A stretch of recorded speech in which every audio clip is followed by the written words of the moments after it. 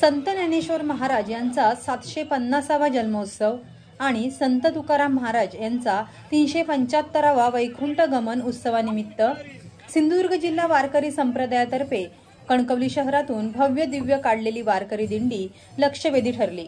कणकवलीकरांनी याची डोही याचे देही वारकऱ्यांची दिंडी पाहिली। दिंडीत सहभागी झालेल्या वारकऱ्यांनी विठूच्या नामाचा जयघोष करीत शहरातील वातावरण विठूमय केलं। वारीत पालकमंत्री नितेश राणे हे देखील सहभागी झाले। विठूच्या नामाचा जयघोष, टाळ मृदुंगाचा गजर, हाती भगवा झेंडा, महिला वारकऱ्यांच्या डोक्यावर तुळशी वृंदावन, विठ्ठल व संतांच्या नामजपात तल्लीन झालेले वारकरी असे चित्र कणकवलीत रविवारी पाहायला मिळाले।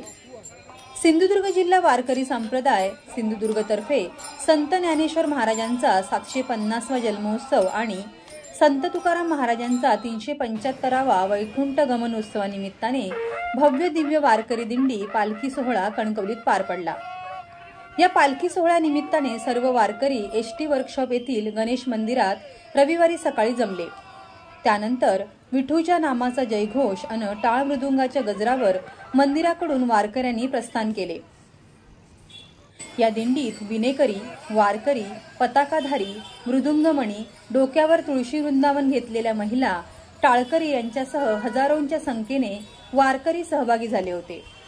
या वारीमध्ये पालकमंत्री नितेश राणे, कणकवलीत माजी नगराध्यक्ष समीर नलावडे, सिंधुदुर्ग भजन संस्थेचे अध्यक्ष संतोष कानडे, माजी सभापती सुरेश सावंत, भाजपचे तालुका अध्यक्ष मिलिंद मेस्त्री, संजय मालणकर, जिल्हा वारकरी संप्रदायातर्फे अध्यक्ष हरिभजन परिपाठ विश्वनाथ गौंडळकर, संतोष राऊळ, राजू राणे यांच्यासह वारकरी मोठ्या संख्येने सहभागी झाले होते। Viraj Gosavi, Maharashtra live news, Sindhudurg.